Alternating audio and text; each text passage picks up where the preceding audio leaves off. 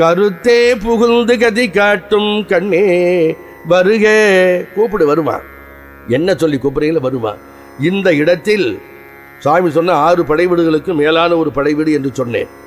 ஆகவே இந்த இடத்திற்கு வருகின்ற பிறகு அனைத்து நலன்களை பெறுவார்கள் என்பது யான் கண்ட நிகழ்வுகள் பல. இது வாயினால் சொல்ல முடியாது.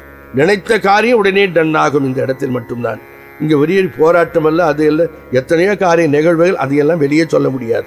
அதுக்கடுத்து இந்த சமராபுரி என்கின்ற கஷேத்திரத்தில் பிரணவத்திற்கு பொருள் சொல்லி அகத்தியர் சொன்ன காரணத்தினாலே சில பேர் இது மறுப்பான், அப்படி கிடையாது, போல ஒரு சுப்பு டுபாகூர் விட்டான்னு சொல்லுவான். இது நேரடியாக அங்கிட்ட வந்து பேசணும். அது ஆச்சியா, அதனால் வாய்க்கு வந்தபடி சிலது அங்கேருந்து விடாதவங்களாம் விட்டுடலாம். ஆகவே பிரணவத்தின் சொரூபமாக உள்ள தன்மை ஆங்காரமும் அடங்கார் ஒடுங்கார் பரமானந்தத்து உள்ளிருந்து தூங்கார். அந்த தூங்கின ஞானிகளுக்கு தெரியும். அது இது கந்தர் அனுபதியில் பேசுகிறான் இதை.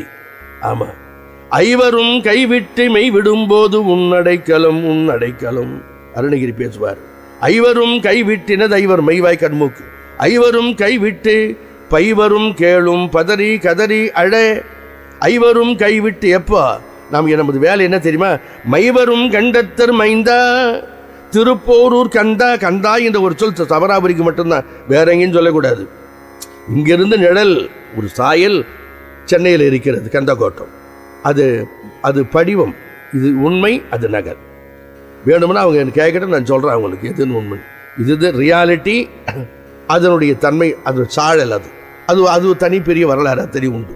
கந்தன் என சொன்னால் இது மட்டும்தான், சமராபுரிக்கு மட்டும். கந்துதல் என்றால் சேர்த்து அணைத்தல், பிடித்தல் என்பது பொருள்.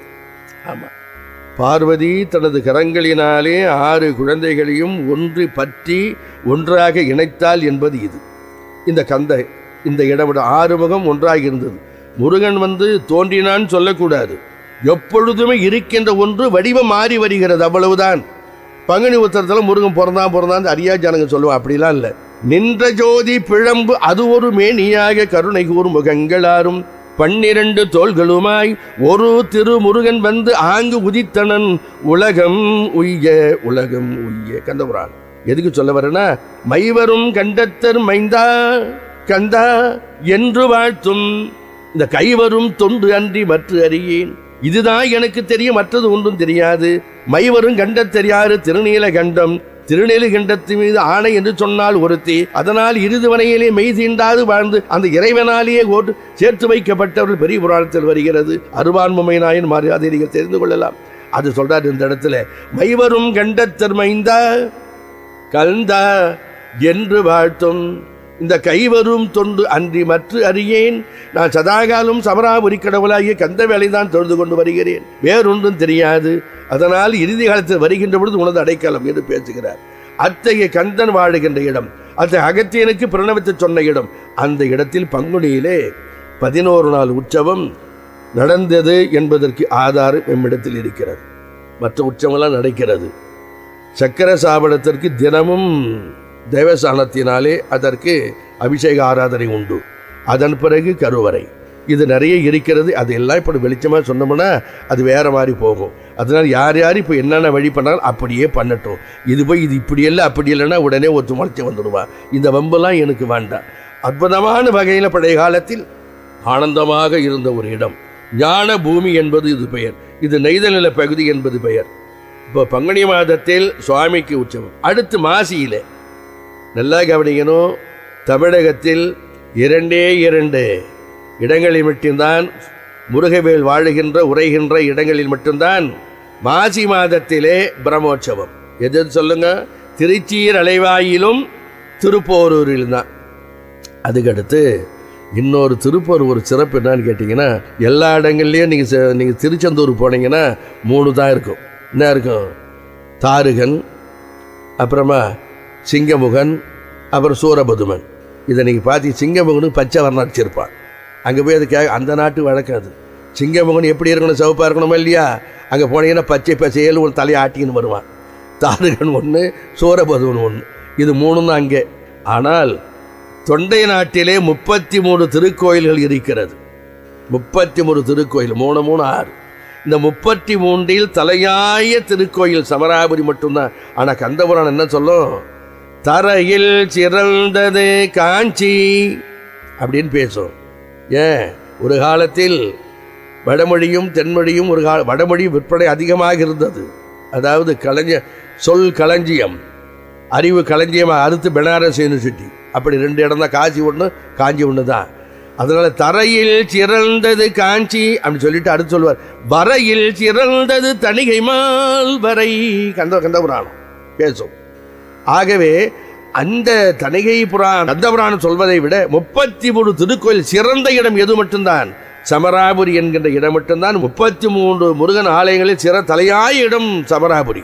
இது உலக மக்களுக்கு தெரியல. சிதம்பரம் குருன்னா யாருன்னு என் பக்கத்திலேயே கேட்குறான். அந்த அளவுக்கு நம்ம சமாச்சாரம் வளர்ந்துருக்குது.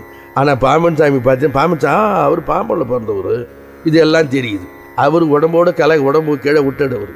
இது சாமி பெரிய சமாச்சாரம், இது ஞானக்கடல், இது இன்னும் உலகத்துக்கு தெரியல. அந்த அளவுக்கு இப்போ நாம் ஏன் இதை செய்ய வேண்டும், இந்த குழு இதை ஏன் செய்கிறது என சொன்னால், உலக மக்கள் அனைவரும் இந்த உண்மையான ஞானத்தன்மை உள்ள பொக்கிஷமாக விளங்குகின்ற இந்த ஞான பூமியை தெரிந்து கொள்ள வேண்டும். தெரிந்து யாம் பெற்ற இன்ப பெருக வையகம் என்ற வகையினாலே நாங்கள் என்னென்ன இன்பத்தை பெற்றோமோ, இங்கே வாடுகின்ற அடியார்கள் என்னென்ன பெற்றோமோ அதையெல்லாம் மற்றவர்கள் பெற வேண்டும்.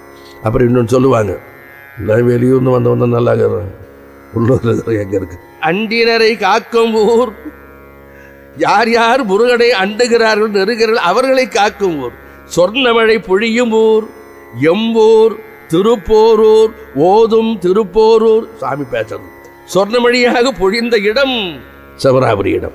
சிதம்பர சுவாமி வாழ்ந்த, ஞானி வாழ்ந்த இடம், வள்ளலார் வாழ்ந்த இடம், வள்ளலார் வந்த இடம், அருணகிரியார் வந்த இடம், நக்கீரர் வந்த இடம் அப்படின்னு பேசுறாங்க.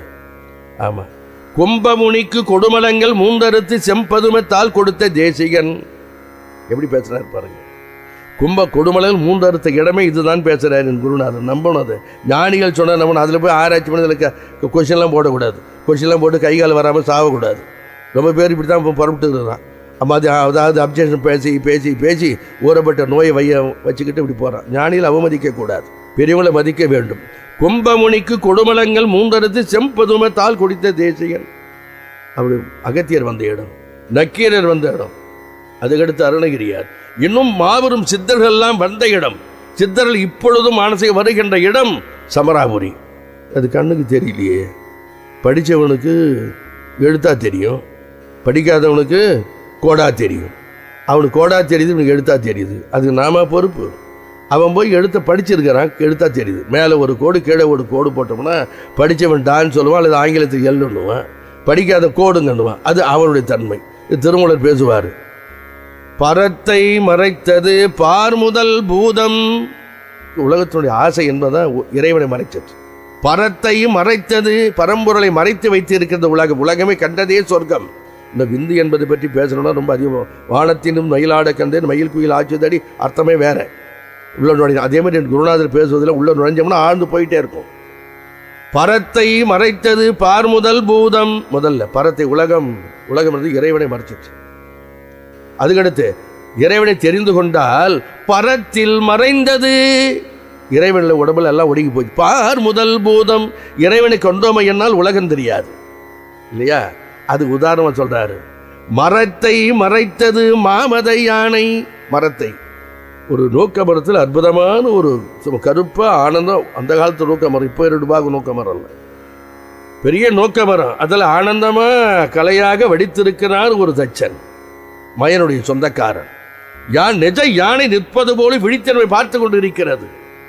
உடனே அந்த இடத்துக்கு, ஐயோ யானைங்க எவ்வளவு பெரிய யானை நிற்குதே அப்படி பயந்து நிற்கிறார்கள். உண்மை தெரியாத சாதாரண பாமரர்கள். கொஞ்ச நேரம் அதில் விஸ்வகர்மா வர்றார். வந்த உடனே ஆஹா அப்படி தட்டுறார். என்ன அற்புதமான நோக்க மரம், அடாடா. உடனே முதல்ல யானைன்னு கேட்டு பயந்தவன் மரணம் தட்டி அட மரடின்னாவன். இப்ப என்னாச்சு? முதல்ல மரத்தை மறைத்தது மாமத யானை. இப்ப மரம் சொன்ன உடனே எது மறைஞ்சு போச்சு? யானை போச்சு. மரத்தில் மறைந்தது மாமத யானை. திருமூலர். அப்படி தெரிஞ்சவங்களுக்கு தெரியும், உண்மை உணர்ந்தவர்களுக்கு இது தெரியும். இதனை உலகெல்லாம் பரப்ப செய்தவர் ஞானியார் சுவாமிகள் தான்.